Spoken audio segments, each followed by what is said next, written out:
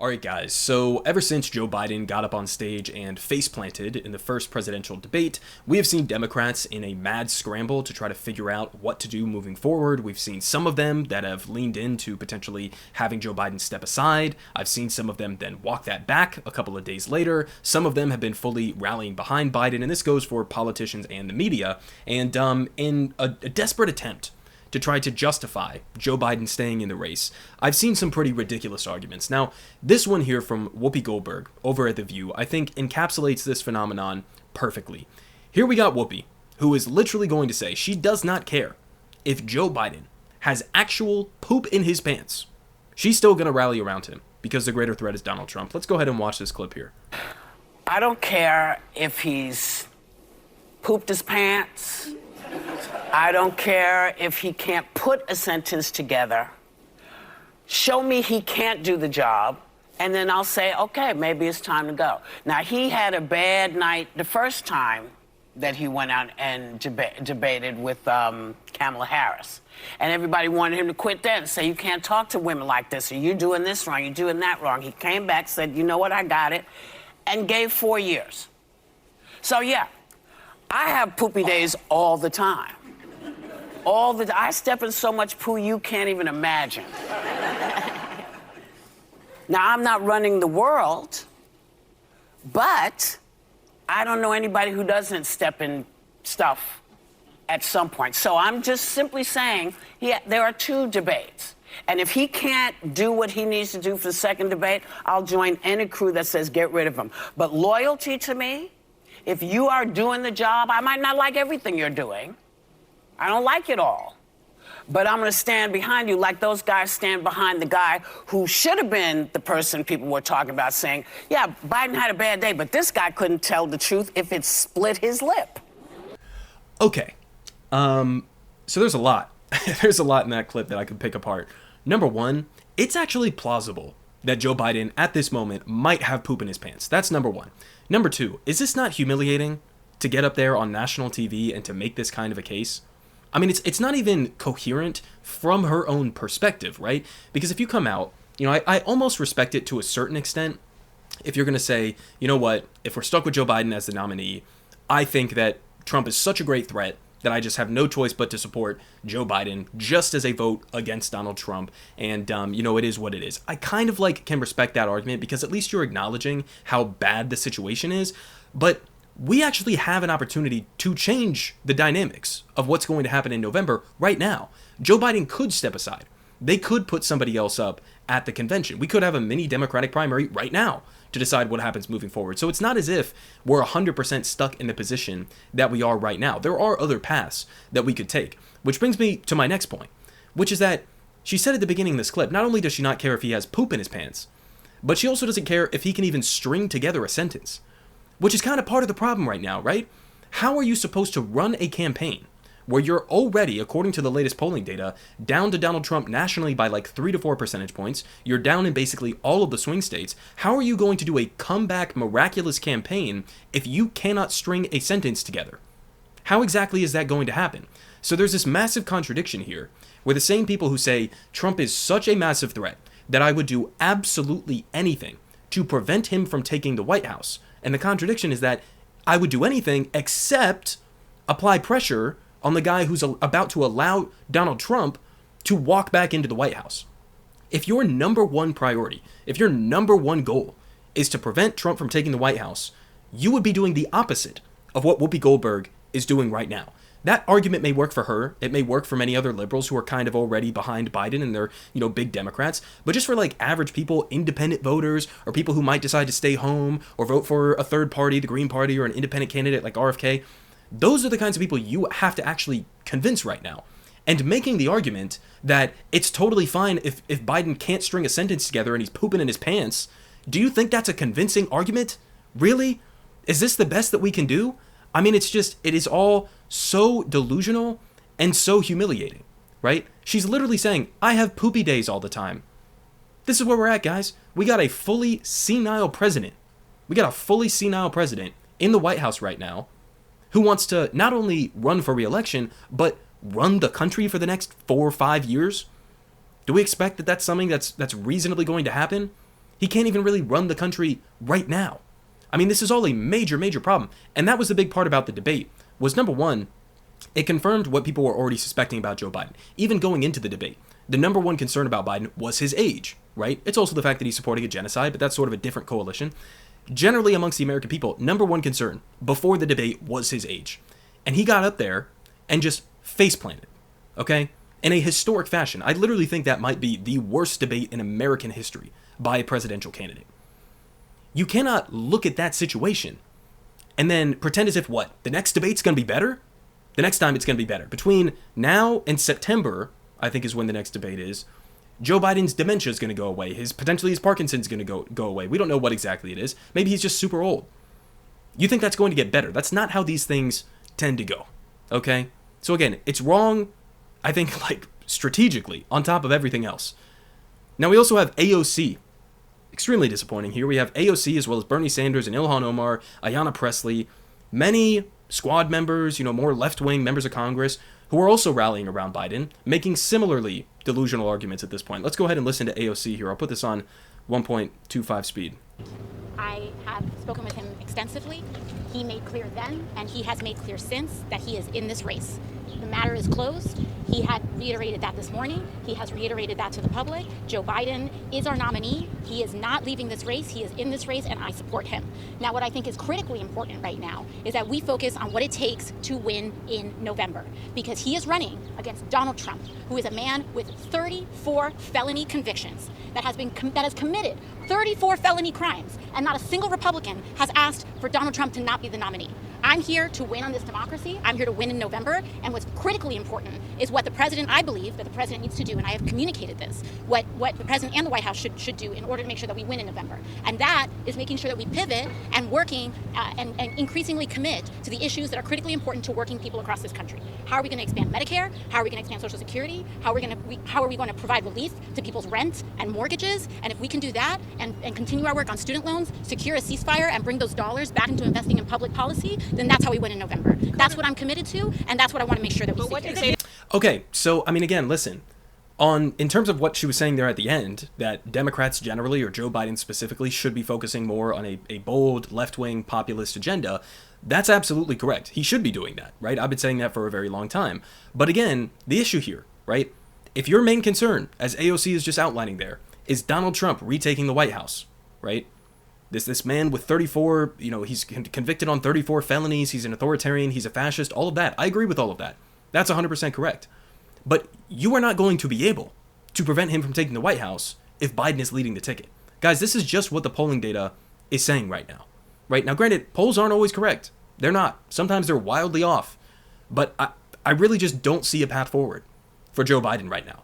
Nate Silver came out recently with his latest projections. He does a culmination of all of the highest rated pollsters, and comes up with his system of calculating what are the odds of Joe Biden winning or Trump winning or whatever the case may be. Right now he's got it at about a 70% chance that Trump wins. Now I think that's actually probably an undercount. I think it's probably closer to 80%, maybe 85% chance that Trump wins. I don't think that it's impossible that Biden wins. There is a window there because of how awful Trump is, right? But the fact that it's a 70% chance or more that Trump wins the election, even if it was a coin flip, even if it was 50-50 chance, I still would think that was an unmitigated disaster and that's unacceptable. Guys, Donald Trump is his opponent. Donald Trump, again, like she was saying there, convicted felonies, the guy who appointed the Supreme Court justices that overturned Roe v. Wade, massively unpopular thing, right? The guy who did January 6th, the guy who wants to do Project 2025. He's a full-blown authoritarian. He is a terrible candidate. He's an awful candidate. It's not like Trump is some massively strong candidate that's unbeatable and nobody would be able to take him out. No, it's the fact that Joe Biden is such a weak candidate that this is even a conversation as to who's going to win in November. Not to mention the fact that he's getting curb stomped at this point. So, I mean, those arguments are it's nonsense. I just don't believe you that your biggest priority is defeating Donald Trump if you're saying, put your head in the sand and pretend as if everything is fine, Biden's the nominee, let's move forward. You cannot possibly hold those two ideas in your head at the same time, honestly. Now, you guys tell me, why is AOC doing this? Why is Bernie doing this? I mean, they're getting outflanked by even some regular-ass establishment Democrats on this, who have been coming out and saying, yeah, this is a real concern. Biden's not only probably going to lose to Trump, but he's also going to cost Democrats potentially the Senate and the House. So why are you getting outflanked on this? Now, I guess maybe there's like, I've seen some people making a huge, what I think is a stretch of an argument that maybe AOC and other squad members and Bernie, they're rallying around Biden because they don't want the media to latch on to a narrative of like, oh, it's the radical left that's trying to unseat Biden, right? And make it sort of like a, polarizing thing or something like that. But I think that's kind of a stretch, right? I mean, I genuinely, this is just pathetic to me. You guys tell me, what do you think is the explanation behind this? There's no excuse. To me, there's really no excuse for these kinds of statements. Now, we move on because we also had an expert, okay, who went on, this is a doctor here, guys, who went on, ignore the fact that this is the End Wokeness account tweeting this, that just happens to be the one I clicked on. But this Parkinson's expert went on MSNBC to discuss why he thinks Biden probably has Parkinson's. Now, he's not making an official diagnosis, right? But let's just listen to a little bit of this. When he lays it out, I'm increasingly starting to believe that this could potentially be the reality. I mean, I used to think Joe Biden has dementia. I still think that. But maybe this could be a possible explanation. Let's listen to this real quick. Oh, yeah, I see him 20 times a day in clinic. I mean, it's ironic because he has just such classic features of neurodegeneration. I mean, word finding difficulties, and that's not, I couldn't find the word. That's from degeneration of the word retrieval area. He's also overcome stuttering, though. Could that be part of that, too? No, this is not a palatal issue or a speech discrepancy, which is very different from a lemino dysfunction, actual word retrieval, where you pick a similar question or talk around the issue, plus the rigidity, monotone voice. Wait, go back to that, the rigidity. What do you mean? Rigidity, loss of arm swing, standing up lordotically. You notice when he turns, it's kind of en bloc turning. It's not a quick turn. That's one of the hallmarks of Parkinsonism is rigidity and bradykinesia, slow movement. And he has that hallmark, especially with the low voice that said was a cold, hypophonia. A small monotone voice like this over time is a hallmark of Parkinsonism. I could have diagnosed him from across the mall. Here are some of the symptoms from Parkinson's. We just had him up there on the screen. If we can put him back. What about the movement? Some people have... I mean, guys, you look at the symptoms here. Rigidity, tremor, slowed movement, masked face, meaning like a lack of facial movement, right? Soft or low voice. Guys, it kind of fits perfectly. It kind of fits perfectly. Now, again, I'm not a doctor. I don't know, but this guy is. And clearly he's saying definitively that he fits all of the symptoms. Again, it's not an official diagnosis, but Jesus, man. I mean, it's pretty dark stuff, right? It's pretty dark stuff. That this could potentially be the reality. That Biden is maybe suffering from early stage Parkinson's. And that this is being covered up. That is really dark stuff, man. I mean, even for his family, I mean, do they not care about this? Do they not, want to even just protect his own health? I mean, what are we doing here, guys? This is all just, it's so bleak, man. I mean, it fits all of them. It really does fit all of them, especially when you look back at the comparisons to Joe Biden, even just from 2020, where he already was clearly losing a few steps, but even just comparing him to 2020 interviews. Guys, he's fallen off a cliff. It has gotten exponentially worse since then. I think it's probably even gotten worse in the last year or so, to the point where, I mean, what we saw in the debate, guys, what we saw in the subsequent interviews afterwards, I mean, he's not capable of campaigning, let alone being the president right now. God, I mean, I don't know. You guys tell me what you think about that. Now, we also had another story that came out. This is just comical at this point. This is from the Wall Street Journal. German officials, aware of Biden's fatigue at night, sought to accommodate the president by planning a June 2022, so this is 2 whole years ago at this point, a June 2022 event with German Chancellor Olaf Scholz in the early evening. The informal event, a soiree, I guess is how you say that, at the Alpine resort Schloss Elmau during the Group of Seven summit, was arranged as a confidential meeting on Ukraine in a relaxed setting. Biden didn't show, surprising the chancellor and his aides. Instead, Secretary of State Anthony Blinken arrived and announced that Biden had to go to bed. It's extra funny because I showed you guys in some of the recent interviews a couple days ago that when you ask Joe Biden, why he should continue to be the president, why he should run again, one of the main things he goes to is, the expansion of NATO, right? And the war in Ukraine. And these are not really necessarily, popular issues for him in a general election, number one. But compare that to this. I mean, this is a meeting specifically about Ukraine with the Chancellor of Germany. And you can't show up to a meeting about that because you have a bedtime. Even though they already moved it up earlier in the evening from where they were going to have it. They moved it earlier for you. And you still couldn't show up because you had to go to bed. This is one of the statements also that we got from the Biden White House. after the debate. And they basically were saying like, well, our plan is to like, we're not going to hold any events after 8 p.m. because Biden needs to be in bed, right? Guys, this is the president. This is the most powerful person on the face of the planet who can't do anything past like, I don't know, probably like 6 p.m. I've heard other reports that he starts to go down, or what's called sundowning usually, at like 4 p.m.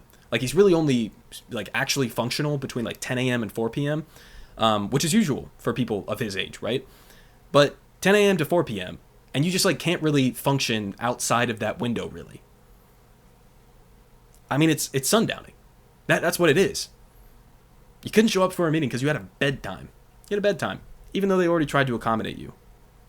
Jesus, man. We also had this, which I thought was funny, because I tried to debunk this narrative a couple of days ago in one of my videos. So Joe Biden, just yesterday, after he went and did, I think it was the Morning Joe interview, he got on a call with donors taking questions. And as pointed out here by Gabe, it's pretty funny that Biden spent the entire morning going on Morning Joe, railing against the elites that are trying to take him out, and then immediately ran to take questions from his biggest donors, even as he hasn't taken questions from voters in a town hall event since 2021. So he'll get on phone calls with his donors, right? He'll go out and meet with donors. And by the way, at some of the donor events that he's been going to, he's been using a teleprompter. Not a speech in front of a large crowd where most people use a teleprompter. In donor events, he's using a teleprompter, guys. What is that? This is like you go and you do a short little speech, you do some handshakes and talk to some people. You're using a teleprompter for that? But again, I mean, the narrative here that Biden has been trying to sell is, well, average people want me to stay in the race. It's just the elite donors that don't want me to stay in the race. Which, number one, is not true. I saw recent polling data that I think came out today showing that a majority of Democrats who voted for Joe Biden in the Democratic primary this year that was totally rigged, that they want him to be replaced with somebody else. But it's also extra ironic because who the fuck do you think made Joe Biden into Joe Biden? Who was supporting Joe Biden throughout his entire Senate career? Who propped up Joe Biden in the 2020 election to make sure that Bernie didn't win and that all these other candidates would drop out and endorse Joe? Who do you think backed his campaign? It was the mega donors. It was the elites. He's always been backed by the elites. And so now you can't turn around now that the elites are starting to turn against you and be like, oh, I've always hated the elites. I'm a man of the people. And by the way, again, the people don't want you to stay in the race, man. Vast majority of the country thinks you're too old to do the job. We also had this here. Apparently, he told some of these donors, we're done talking about the debate. He says we can't waste any more time being distracted. No, we can't waste any more time on you. Can't waste any more time on you if we want to actually have Democrats defeat Donald Trump in November. I mean, that's the reality. We're done talking about the debate. What do you mean? Like, do we need to go back and rewatch the debate to see how bad it was? I think Joe maybe needs to go back and rewatch the debate to see how bad it was. This was not like a oopsie. It's not like, oh, he got a fact wrong, or he misspoke, or he stuttered a little bit. It was like a 90-minute absolute unmitigated disaster. That's not something to just overlook. I'm sorry, but it's just not. It was historically bad.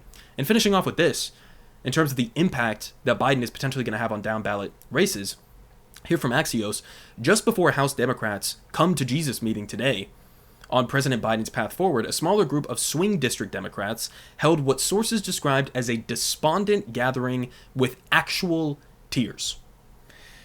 Joe Biden, staying in the race, is causing swing state Democrats to literally burst out in tears, weeping, because they know how much he's potentially going to cost them. Apparently, some of the recent polling has suggested that just 4 months ago, Democrats were projected to potentially win the House. And then now, they're projected to potentially lose up to 20 seats.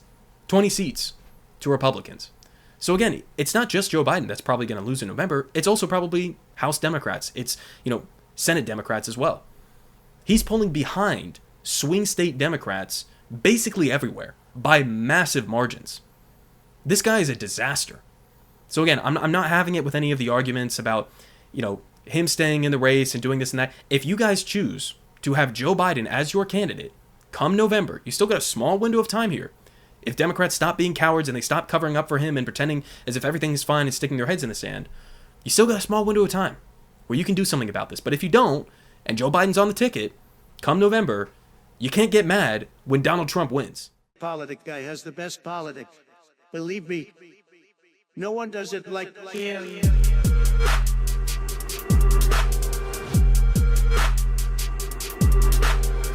Believe me. Everyone is saying